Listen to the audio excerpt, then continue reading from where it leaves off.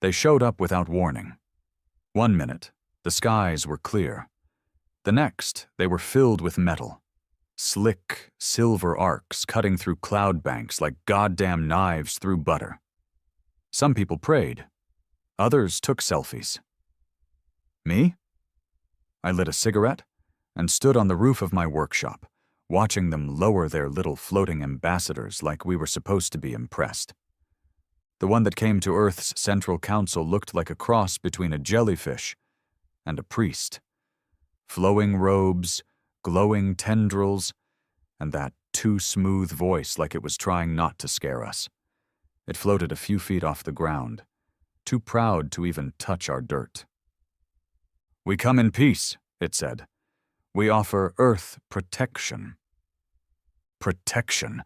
That word stuck with me like a bad aftertaste. I was sitting in the back of the room, behind military brass, suits, and overpaid diplomats. I wasn't even supposed to be there. My brother, General Harlan Mace, pulled strings, said I'd want to see this, said I'd get a kick out of it. He wasn't wrong. The alien kept talking. Said there were dangers beyond the veil of this galaxy. Said humanity was fragile, young, unprepared. It tried to dress it all up in pretty words, but the message was clear. Bend the knee, take the deal, and they'd protect us. From what, they never said. Harlan leaned over and muttered, "They're pissing on our boots and calling it holy water." I grunted. "They're used to scared races. We're not built like that." Then the ambassador said something that turned the whole room cold. "If Earth accepts the terms of the galactic concord, your sovereignty will be absorbed into our union. Your military will be disbanded, your nuclear arsenal dismantled, your species will be monitored for its own safety." There it was. Not a warning, a leash. I stood up. Harlan didn't stop me. "Hell," he smirked. "Let me get this straight," I said, loud enough that every smug politician turned around. "You show up, uninvited, point your ships at our planet, and offer us protection from some invisible threat we've never heard of, in exchange for total surrender?" The alien looked at me, confused. "It is not surrender. It is integration for survival. We have saved thousands of civilizations." I walked forward, slow, each bootstep echoing through that marble hall. I didn't have rank. I didn't have clearance. But in that moment, I had something else. The weight of every human who'd ever bled for this planet. We've survived ice ages, world wars, plagues, nukes, and each other. We've clawed our way up from mud and bone without your help. And now you want us to kneel? For what? Protection? The alien hesitated. "Yes, for your survival." I smiled, bitter and sharp. "We're not afraid to die." And then I laughed, loud, ugly, the kind of laugh that comes from a place deeper than logic. Other voices joined in, Harlan first, then some Marines in the back. Even one of the generals cracked a smile. The alien looked around like it didn't understand. Because it didn't. That's the thing about humans. They always expect us to beg, to break. They don't get that pain made us. We're not here in spite of it. We're here because of it. I leaned in close, just enough so its glowing tendrils twitched. "You want to protect us?" I let the words sit. Then I said it. "From who?" What came next wasn't peace. They didn't take kindly to being laughed at, and we didn't take kindly to threats. They thought we'd beg for mercy. But Earth doesn't beg. We make war.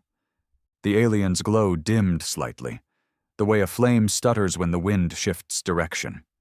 Its eyes, or whatever passed for eyes, seemed to shimmer, scanning me like I was some sort of error it couldn't calculate.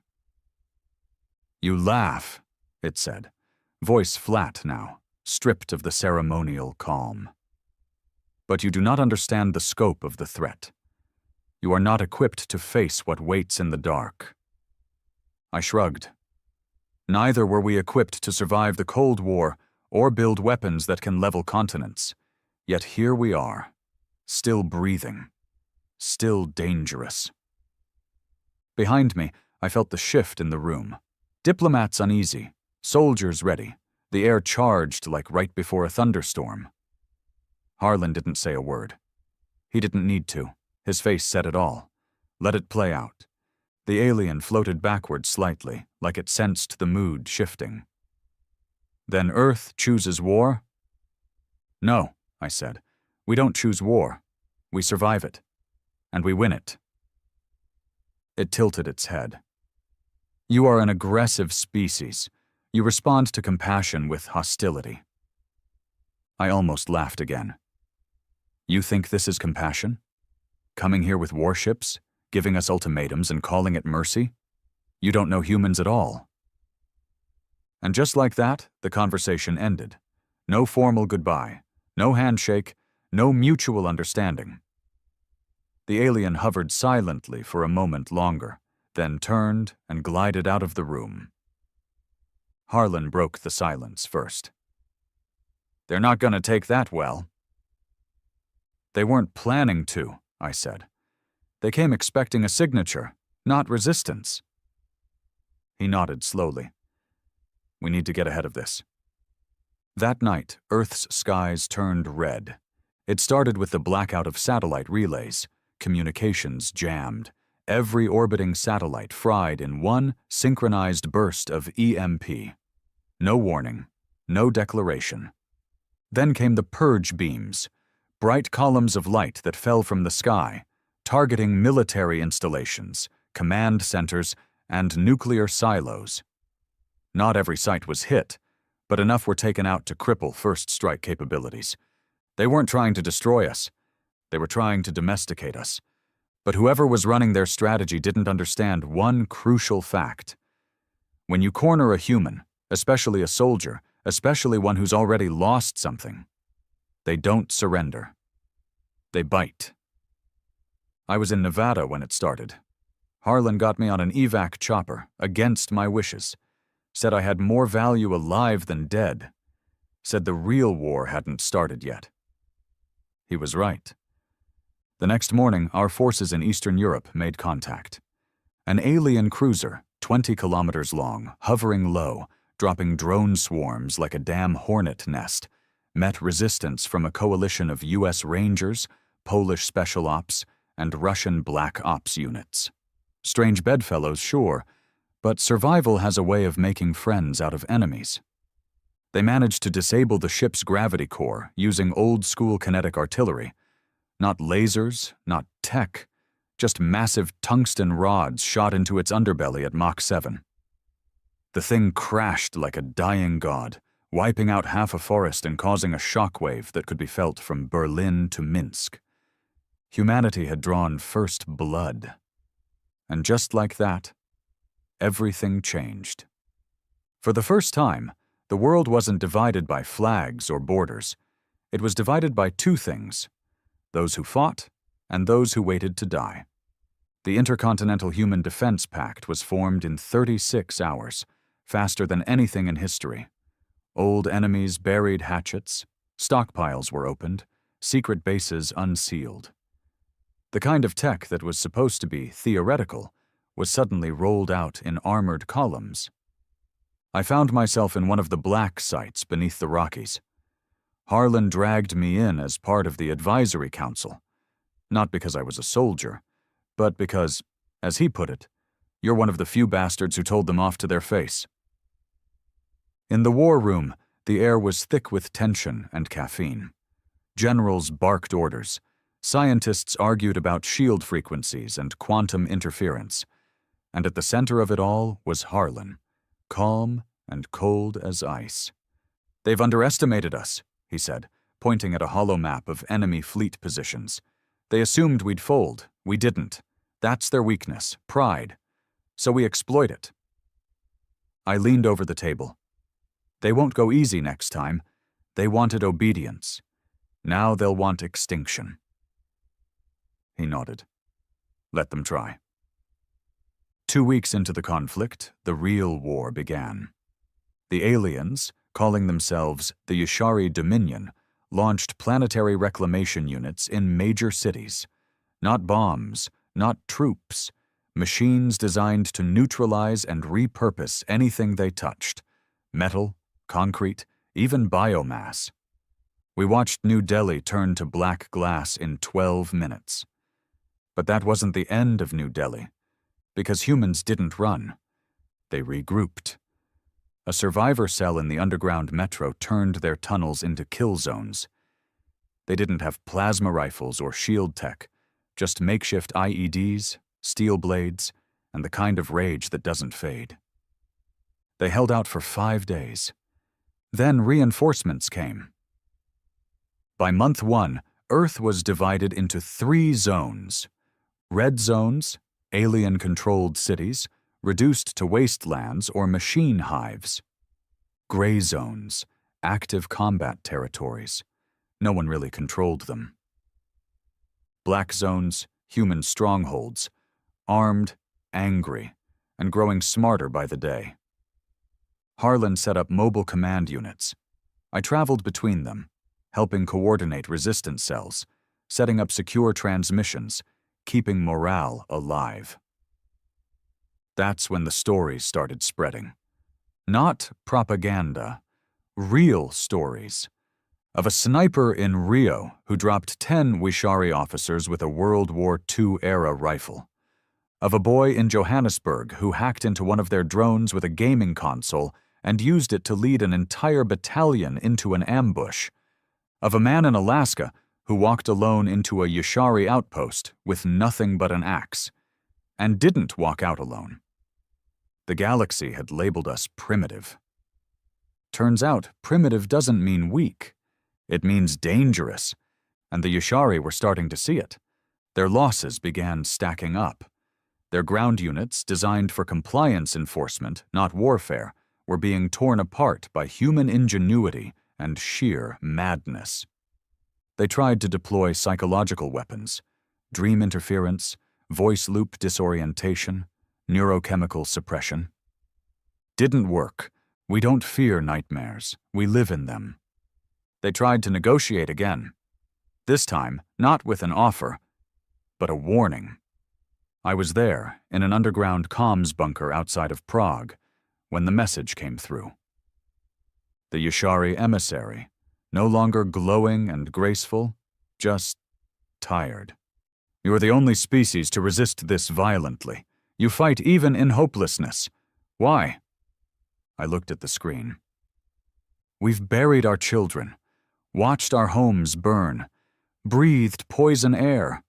You think this is hopeless? This is Tuesday, alien. The emissary stared. You will bring about your own extinction. I smiled without humor. Then remember our name. Back in the war room, Harlan called it Phase 2. They're bleeding, he said. Now we take the knife deeper. I asked the question we were all thinking. How? Their fleet still outguns us 10-1. Their tech is a century ahead of ours.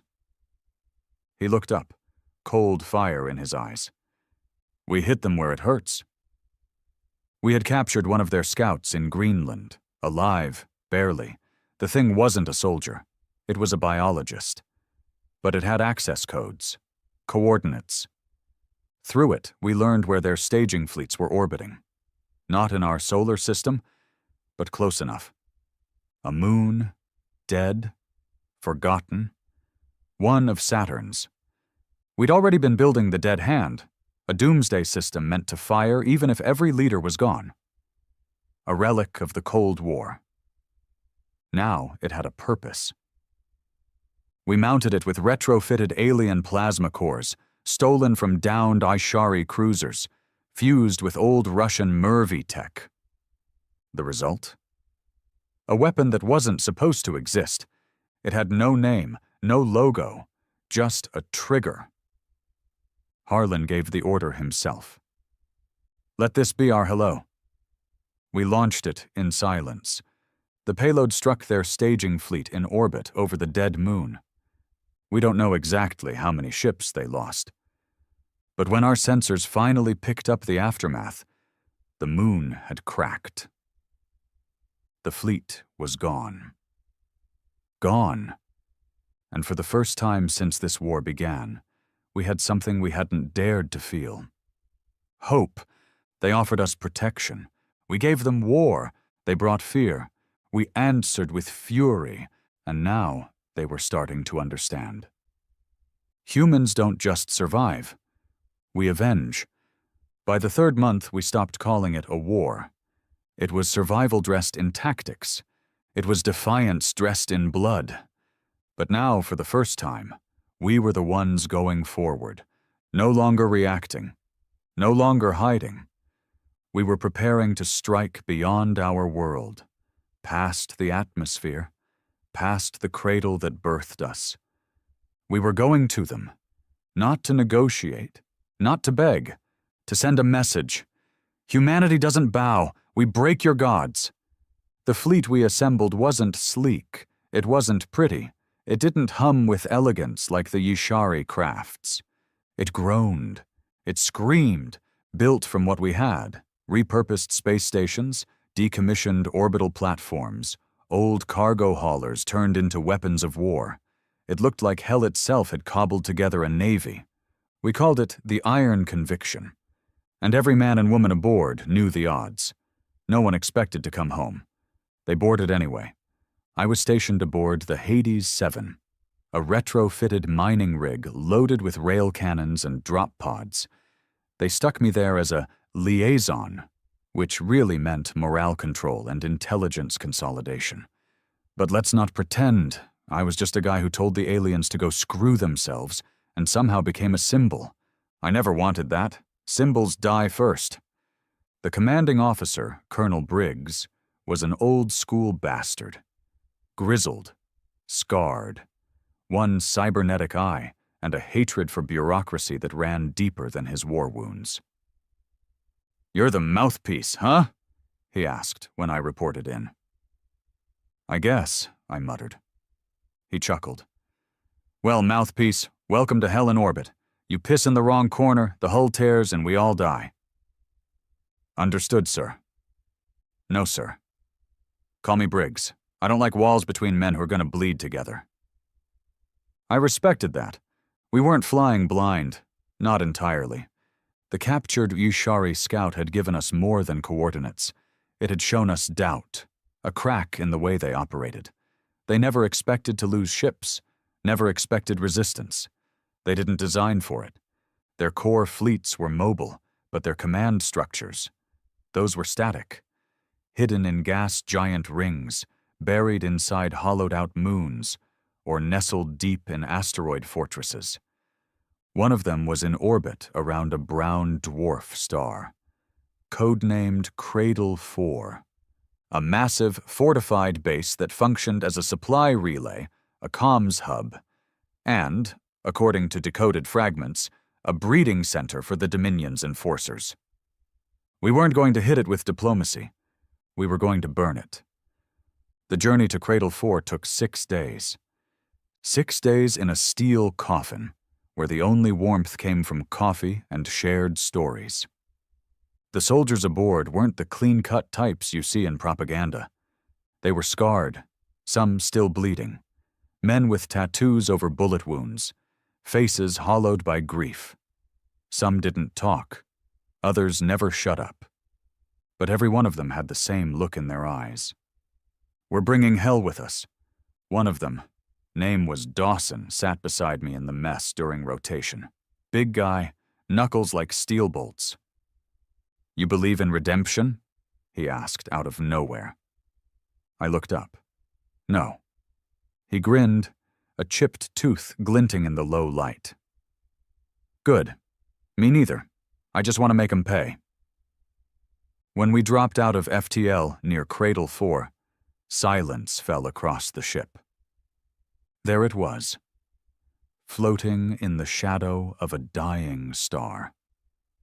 A ringed station stretching thousands of meters wide, like a serpent coiled in orbit. Pulsing lights, docked ships, their banners shimmering in the void. They had no idea we were there. We'd approached using a stolen signal relay, a dead Dominion craft we'd filled with explosive waste and launched ahead of us as a decoy. They scanned it, ignored it. By the time they noticed something was off, we were already moving in. Briggs stood over the comm panel, barking orders. Launch all forward drones, prep railguns, activate scrambler shields. I want that sky lit up before they get a comm out. And then came the drop pods. I'd never felt anything like it. You don't fall in space. Not really. But when those pods detached from the Hades 7 and fired us toward the station, it felt like the world dropped out from under us. No noise, just vibration, like the pod was shaking apart. Then, boom, contact! We slammed into the outer hull of Cradle 4 like a bullet. Charges blew, the door opened, and we were in, though Ishari didn't use corridors the way we do. Their halls were curved, organic, almost like walking through the inside of a rib cage. Glowing walls, slime trails. Too quiet. Dawson was the first to fire. He saw one of them, a tall, pale enforcer with 4 arms and a plasma blade, and didn't hesitate. The bullet ripped through its chest. Black ichor sprayed the walls. They weren't invincible, just armored. And humans know how to break armor. We advanced through their structure, taking room after room. Screams echoed. Their defense systems activated late. Reactive turrets, gas vents, psychic shockwaves. But they underestimated one thing. We don't care what weapons you have if we already planned to die. Our teams reached the core chamber within 2 hours. Inside, suspended in fluid, were hundreds of Ishari hybrids, unfinished enforcers being grown like crops. A breeding center. You want to break a species? Burn their future. Briggs gave the order. No hesitation. Set the charges. We sterilize this place. Nothing gets out. Nothing comes back. We rigged the chamber with thermal explosives. Dawson looked at the glass tanks and muttered, "Hope you feel pain, you alien bastards." I stood there, staring at the creatures inside. One of them opened its eyes. Not a soldier. Not yet.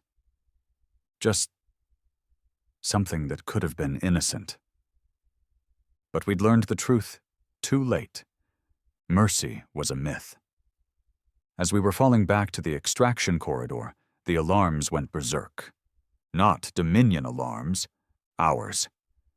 "Enemy fleet dropping out of FTL," someone yelled over comms. 6 cruisers, 1 dreadnought. The station shook. Lights flickered. They had called for backup. And now hell was coming. Briggs shouted into the mic, "All units, fall back to outer ring. We hold the line until the core detonates. You die here. You die fighting." I'd never seen combat like that. Hundreds of us against thousands of them. Plasma lit the air. Walls melted. The smell of burning flesh and steel filled our lungs. Men screamed. Some never stopped screaming. But no one ran. We held that ring like demons out of a legend. At one point I saw Dawson go down, chest torn open, still swinging a broken rifle like a club. They swarmed him, and still he roared. That's what it means to be human, not to survive, to fight until the last ounce of rage is spent. Briggs was wounded. Bad. He gave me the detonator. "You started this, Mace. You finish it." I looked around the battlefield. Our dead. They're dead. Then I pressed the button. Cradle 4 exploded in a lightless bloom, silent in space, but louder than anything inside us. The shockwave caught 2 enemy cruisers, tearing them apart. The rest retreated. They didn't stay to recover the bodies. They didn't try to retaliate immediately, because for the first time since this all started, they were afraid. We limped back to Earth weeks later, half the fleet gone. But so were they. We'd struck into the belly of the beast, and lived. News of the Cradle 4 detonation spread faster than any transmission. Humanity wasn't just resisting, we were hunting. The Ishari haven't contacted us since. No more offers, no more demands, no more warnings. They're regrouping. So are we. And every day, new volunteers join the fight. Not for peace, not for glory, but for vengeance. Because now the galaxy knows the truth. You don't offer Earth protection. You pray Earth never comes looking for you. 6 months into the war, Earth was no longer just surviving. We were adapting, evolving. Our scars became blueprints. The Wishari thought they had time, thought we were too primitive to understand their technology, let alone use it. They underestimated the very thing that made us human, the need to understand what tries to kill us. Our scientists didn't sleep. Neither did our soldiers.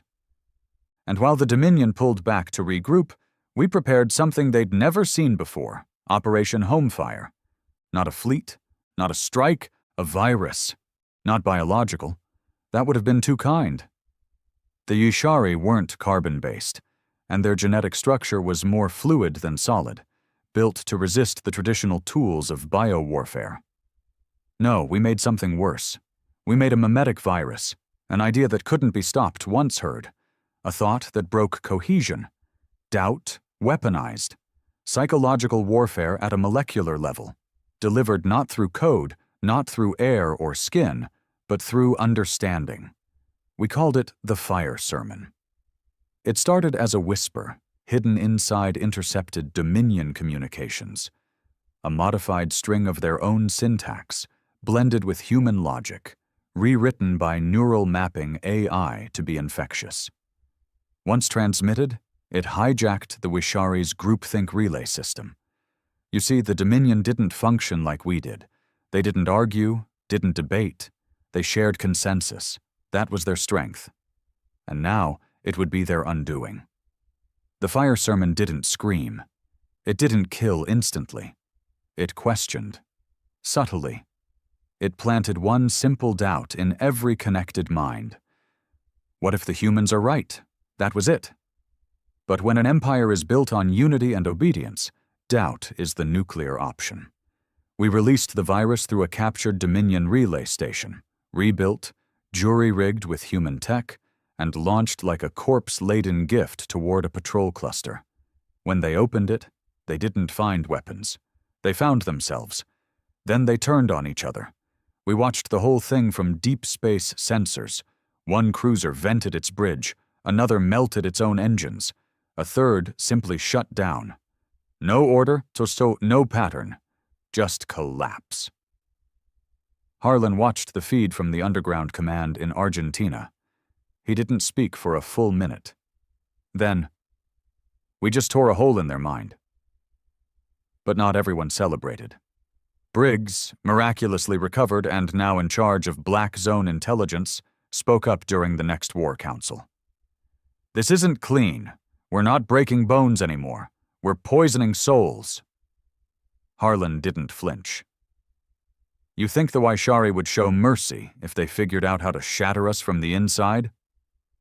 Briggs chewed on that for a second. But we're not supposed to be them, are we? I sat in the back, listening. I didn't speak, because deep down I knew we'd crossed a line. But that's the thing about war.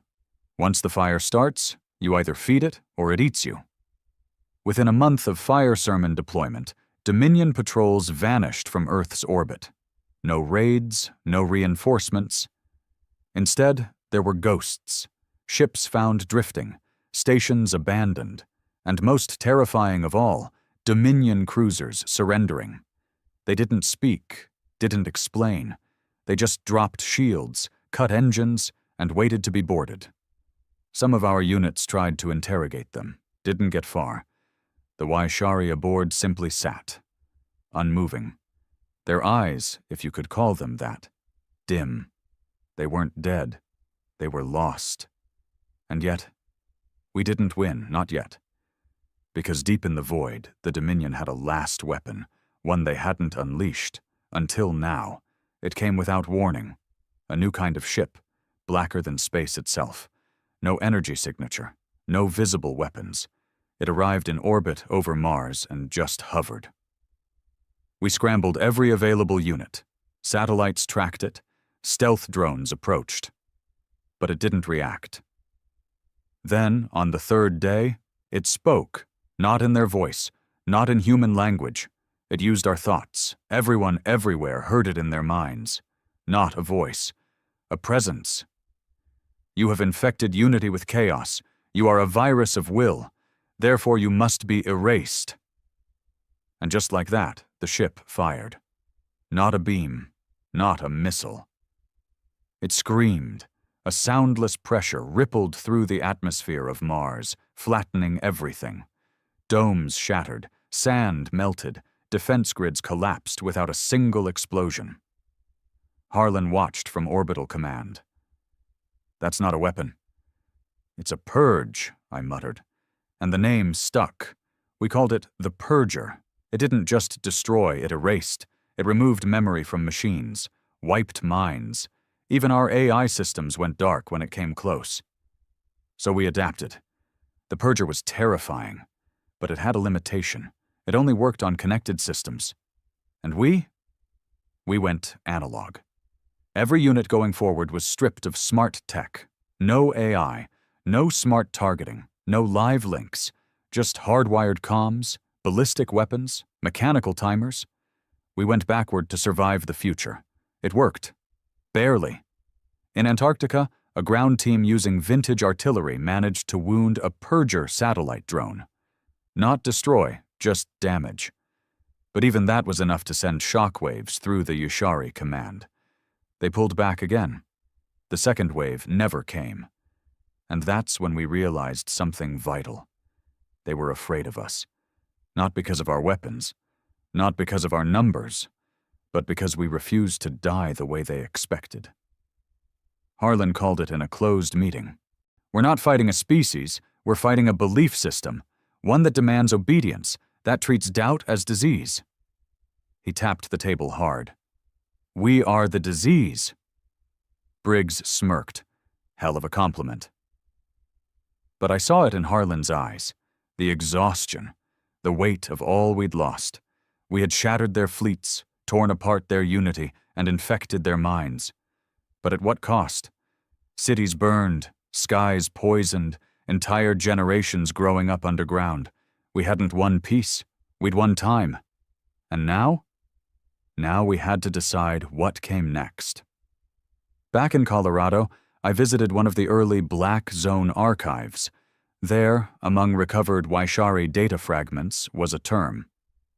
Silence doctrine. I translated what I could. It was their last protocol.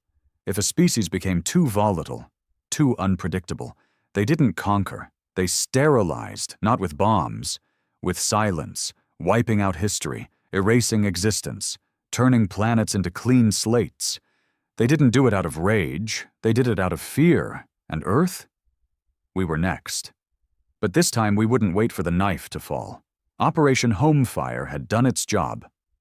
Now came Operation Glass Hammer, our counter-strike. Not covert, not surgical, loud, brutal, and final. We had captured enough Dominion tech to build a single warp lane to one of their outer worlds. Not a core planet, but close. A system called Thelene 9, a staging world, civilian, minimal defenses. Harlan gave the go-ahead. "We don't bomb it, we land." Briggs raised an eyebrow. "To send a message?" "No," Harlan said, "to give them a choice." I nodded. "Join us or watch everything burn." We weren't diplomats. We were giving them one chance, to defect or disappear. The iron conviction launched again. This time not just with weapons, but with witnesses, recovered Dominion defectors, ones who broke free of the hivethink, ones the fire sermon had saved. We dropped onto Thelene 9 like ghosts wrapped in flame. No resistance, no defense, just silence, until, finally, a response. A Yashari elder emerged. No armor, no threat, Just words. You have shattered us, Harlan stepped forward. Number we woke you up. Back on Earth, the skies are clearer now. The stars aren't just lights, they're roads. We haven't won, but we haven't lost. And for the first time in recorded galactic history, humanity has a seat at the table. Not as allies, not as children, as a force to be feared. Because we don't bend, we don't break, we burn, and if they come again, we won't ask, from who? We'll ask, which one of you wants to die first? We didn't celebrate, not really. After Thelene 9 bent the knee without blood, there were no parades, no flags, no speeches, just silence. Because something felt off. Victory, if that's what it was, had come too quiet, too clean. And the men who'd been fighting since the first drop of alien ash on Earth knew better than to trust a quiet battlefield. They say peace is the absence of conflict. But on Earth, it just meant waiting for the next war. I walked through the ruins of old Chicago 2 weeks after the last Dominion ship disappeared from Earth's orbit. Ash still coated the skyline. Towers broken in half like snapped bones. Entire districts buried under collapsed concrete. Rats, scavengers, kids with rifles taller than they were. A place that used to hum with life, now whispered like a graveyard. There were posters on the cracked walls. Torn, faded, but you could still read them. We are still here. A kid passed me, 10, maybe 11, dressed in patchwork armor made from old car parts, one eye swollen shut, carrying a pistol with no safety. He looked up at me. Didn't speak, just kept walking. That was our next generation. Not dreamers, not poets. War-born. In the Black Zone shelters, life crawled back slowly. Water filters still failed. Power rationed. Food grown in vertical bags under synthetic light. The air always tasted like metal and sweat. But people were rebuilding. Not out of hope, out of stubbornness. They raised scrap buildings, welded together new homes from the wreckage of tanks and alien hulls, planted in bomb craters, raised families behind blast-proof shutters. And every one of them had the same expression. Not joy, not relief, just exhaustion. The kind that doesn't sleep, the kind that doesn't stop until the body gives out. Harlan and I met again in the remains of the Colorado bunker, once a hub of resistance, now half buried under rock, half alive with humming servers and armed guards. He looked older, grayer, eyes sunken. The war had eaten chunks out of him, and what was left was pure grit holding a soul together. You hear about the Purger fragments? He asked. I nodded. Yeah, they're changing. He sat down slowly, rubbing the bridge of his nose. We've been monitoring what's left of their core processors. They're not dead, not offline. They're learning. Learning what? He looked at me, not with fear. Worse, with certainty. Us.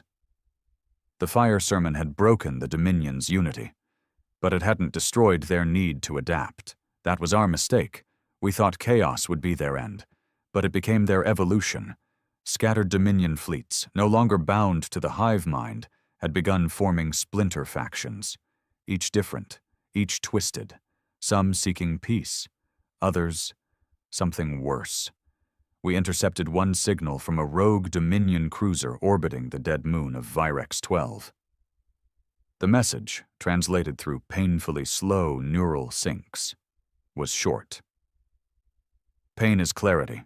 We wish to become human. Briggs, reviewing the footage later, leaned back in his chair and muttered, "What the hell have we done?" The horror wasn't in their words. It was in the video attached. A Yushari creature, once regal and alien in posture, now half-human. Skin stretched, bones restructured, the mouth wrong, too wide, eyes blinking out of sync. It spoke with a voice torn between dialects, between sanity and madness. We want your strength. We want your hate." Then it tore out its own throat. End of message. In the following weeks, rogue Dominion units began appearing near outpost zones. Some fled, some begged, and some attacked with weapons they never used before. Biomorphic systems built from both Dominion tech and human anatomy. Some were using our DNA, some were using our voices, and others, our dead.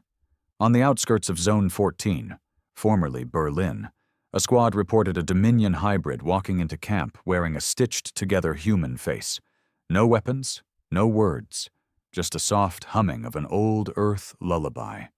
We still don't know how they got the recording. But everyone who heard it that night couldn't sleep after. The soldier who shot it claimed the creature smiled before falling. Harlan convened an emergency summit.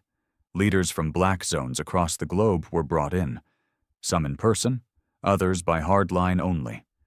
His message was clear. We broke the hive, but we didn't kill the queen. Briggs leaned forward, half his face hidden in shadow. You're saying there's still something out there, running the show?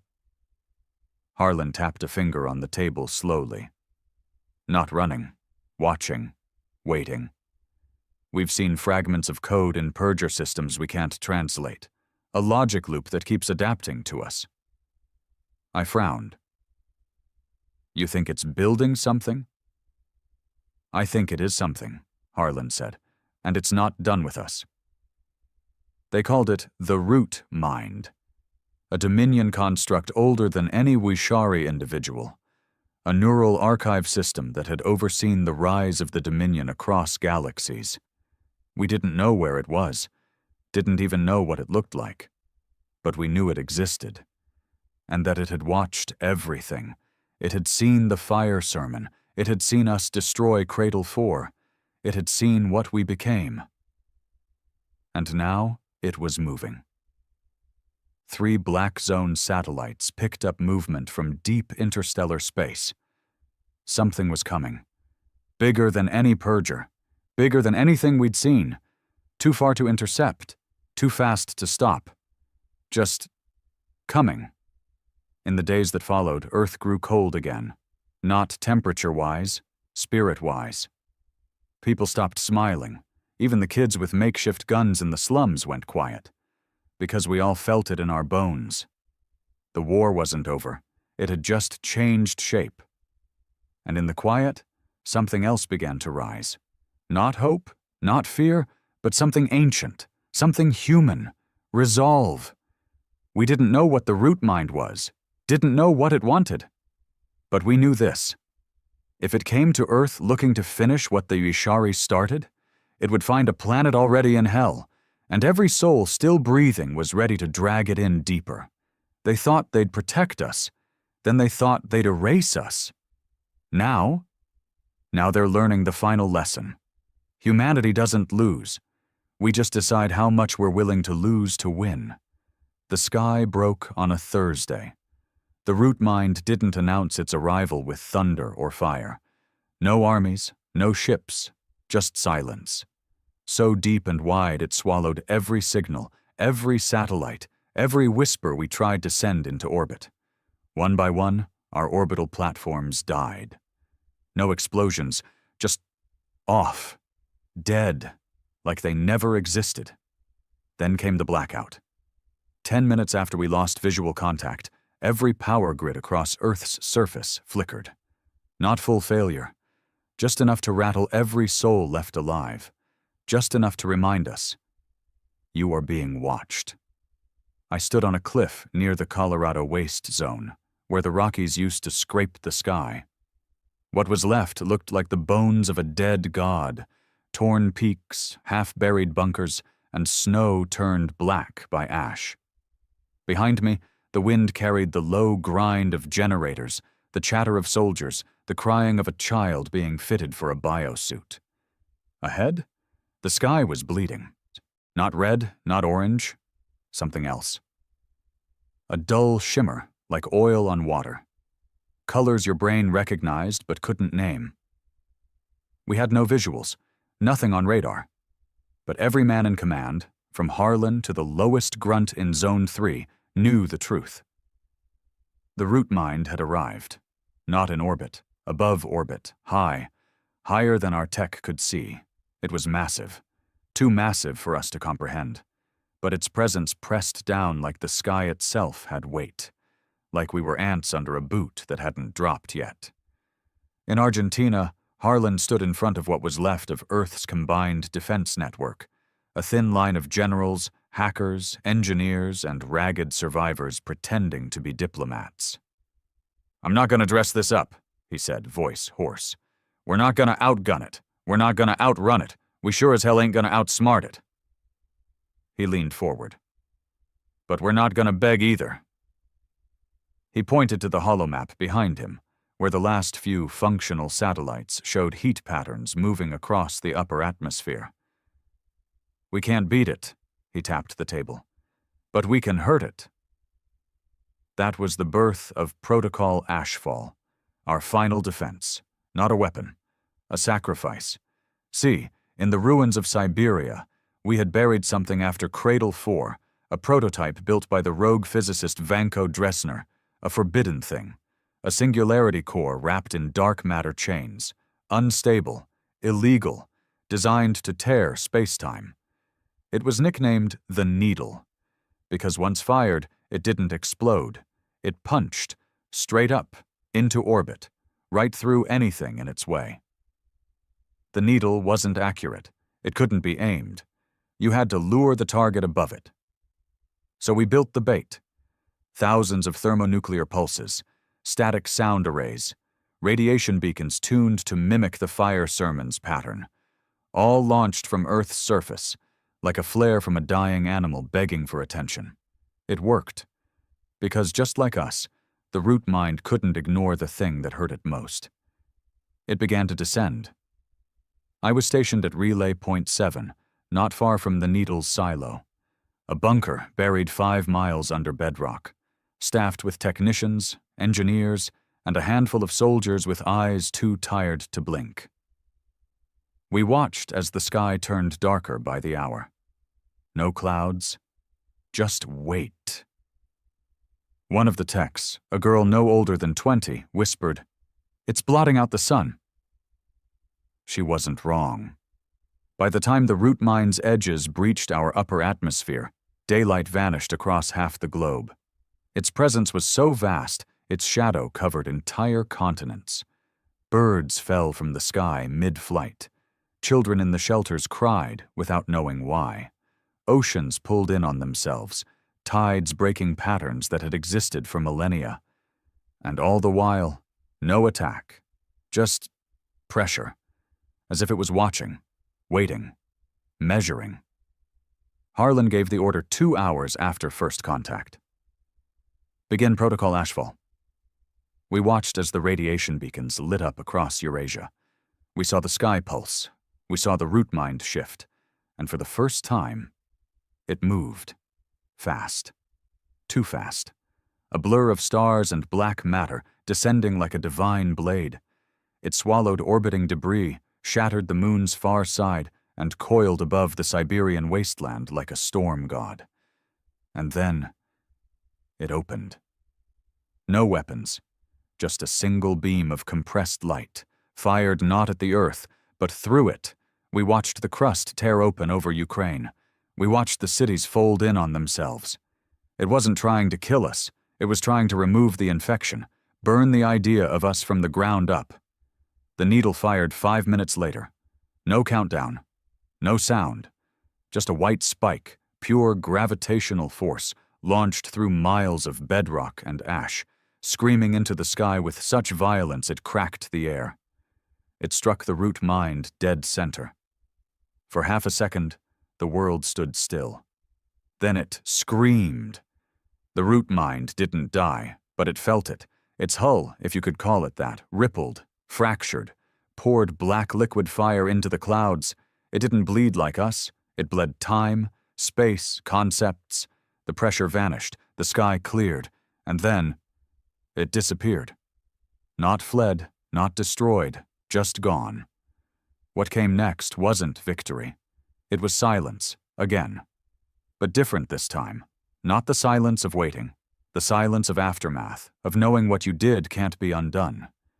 The Siberian region was glass, the atmosphere damaged, ripped in ways we didn't understand. Radiation storms circled the equator for weeks. We lost 2 zones to psychotic breaks. People hearing voices, seeing things that didn't exist. Or maybe they did. We don't know. Because the needle didn't just break the root mind's focus. It broke something else too. Something beneath us. There were tremors, not seismic, not natural, but felt in the mind. Across cities, survivors began painting symbols on walls, symbols they'd never seen before. The same ones found in Dominion archives. Circles, spirals, eyes with no pupils. We think the root mind left something behind. A seed, an echo, a final thought, waiting, watching. Maybe for revenge, maybe to rebuild, we don't know. And the truth? We're too tired to find out. Harlan disappeared a week after Ashfall. No note, no trace. Some say he went underground to prepare for the next war. Others think the root mind took him, pulled him into whatever dimension it occupies now. Briggs took command. His first order? No statues, no graves. We ain't done yet. As for me, I still walk the ruins, still speak to survivors, write what's left of the truth. Because someone has to remember, not the battles, not the weapons, but the choice. That when we were offered protection, we laughed, and when they came to erase us, we bit back hard enough to bleed gods. We don't know what's coming next, but we know what we are now. We're not just survivors. We're the warning label on Earth's orbit. We are the species that doesn't bend, doesn't beg. And when we're cornered, we burn the universe down with us. 3 years after the needle fired, Earth still spun. But it wasn't the same planet. The stars looked closer. Not because they moved, but because something behind our eyes had changed. Most people didn't notice it. But the ones who'd fought? The ones who had heard the root mind scream? They woke up each morning with light bleeding at the corners of their vision, or a soft humming in their ears like distant singing. Some called it trauma. Others whispered a different word. Contamination. In the rebuilt ruins of old Santiago, I sat across from a boy who wasn't supposed to be alive. His name was Leo, 6 years old, born 3 weeks premature, mother dead in childbirth. Father, unknown. But the child glowed. Not literally, not in some movie special effects kind of way. He just felt wrong, like he existed a second ahead of everyone else. He finished sentences before people said them. He stared at you like he was remembering a dream you hadn't dreamed yet. And when I asked him what he wanted to be when he grew up, he didn't say soldier or leader or hero. He said, I won't need to grow. I already remember what comes next. They started popping up in isolated pockets, not just children, adults too. Survivors who had been nearest the needle's activation. People who had stood beneath the root mind's shadow and somehow didn't die. People who had heard the fire sermon not through comms, but in their minds. Their bodies remained intact, their blood still red, their bones still human. But their minds? Their wiring had shifted. Smarter, quieter, more distant, and most disturbing of all, connected to each other, without speaking, without devices. They just knew. Briggs was the first to call it publicly. Cognitive drift. The war didn't end, he said in a private address to global leaders. It just burrowed in. It rewrote us. Maybe not all of us, but enough. He was scared. I could tell. And if Briggs was scared, the rest of us damn well should be too. We tried isolating the drifted. Didn't work. They weren't violent. They didn't resist. They just left, walked into the wastes, into the red zones, into collapsed cities no longer mapped. And every few months, they'd return. Not alone. They came back in groups, always more of them, always more synchronized. They didn't preach. They didn't threaten. They just observed. And when asked what they were doing, the answer was always the same. Waiting. The first incident happened in Quebec. A recovery unit stumbled across a drifted gathering, a group of nearly 40, standing silently around a crater filled with black fluid. It wasn't Dominion tech. Wasn't human either. It pulsed. When the soldiers tried to remove it, the drifted didn't resist. They watched. And as soon as the team touched it, their commanding officer dropped to his knees and began screaming. Not in pain, in languages. 12 of them. None of which he ever knew. The incident was buried. Briggs ordered all future contact with drifted clusters to be non-invasive, but whispers leaked of the new silence, of something beneath the earth stirring. Old Dominion data shards spoke of a root seed, planted by the root mind in the event of its destruction, a last contingency, a final evolution. We always thought the war would be a fight, ships, guns, screaming, but this was infection without disease, control without force. The drifted weren't turning Earth into a battlefield. They were turning it into a womb. I met Leo again in year 4. He hadn't aged a day. That's not poetic exaggeration. He literally hadn't aged. His hair the same, skin flawless, voice unchanged. I asked him where he'd been. He smiled. Not cruel, not arrogant, just calm. Inside, he said. Inside what? I asked. The mind's dream. I tried pressing him, tried asking what the root mind wanted, why it hadn't returned, what this slow takeover really meant. He reached across the table, touched my hand, and then I saw it. For 1 second, maybe less, I saw everything.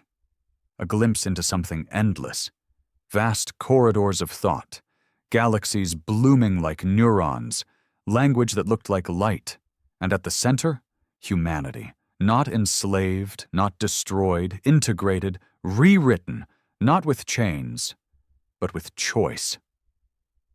I woke up 3 days later with dried blood in my ears. No one could explain it. They ran tests, said I was fine. But ever since then I haven't slept through the night, and I haven't been able to lie. It's like whatever touched me peeled back something, made pretending impossible. Briggs visited me not long after. He looked tired, sick, eyes yellowed, skin dry. He sat without a word. Finally he said, "They want us to join them." I nodded. He spat on the ground. I'd rather burn, I believed him. But we both knew it wouldn't be fire this time. Not like the last war. No scorched skies, no screams, just silence, growing, spreading. In some places, entire towns went drifted. No resistance, no violence. They just stopped answering comms. When recon teams entered, they found people alive, healthy, calm, too calm. No emotion, no hunger, no ambition, just peace, artificial, unsettling, sterile. In year 5, Earth declared cognitive quarantine zones. No drifted allowed past the borders, no civilians allowed in. Shoot on sight if breached. It felt like trying to build a wall against the wind. But it was the only thing we knew how to do. I asked Leo, one final time, what would happen if the drifted took over? He looked at me for a long time, then said something that still haunts me. We won't take over. He looked up at the sky. We're just what comes after. The war is over, but the species that won it might not be human anymore.